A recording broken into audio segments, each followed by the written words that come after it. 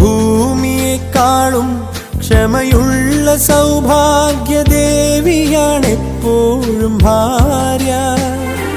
ഭൂമിയെക്കാളും ക്ഷമയുള്ള സൗഭാഗ്യദേവിയാണെപ്പോഴും ഭാര്യ. മന്ദസ്മിതങ്ങളാൽ നീറും മനസ്സിനെ ചന്ദനം ചാർത്തുന്നു ഭാര്യ. മന്ദസ്മിതങ്ങളാൽ നീറും മനസ്സിനെ ചന്ദനം ചാർത്തുന്നു ഭാര്യ. പൂമുഖവാതിൽക്കൽ സ്നേഹം വിടർത്തുന്ന പൂന്തിങ്കളാകുന്നു ഭാര്യ. ദുഃഖത്തിൻ മുള്ളുകൾ പൂവിരൽ തുമ്പിനാൽ പുഷ്പങ്ങളാക്കുന്നു ഭാര്യ.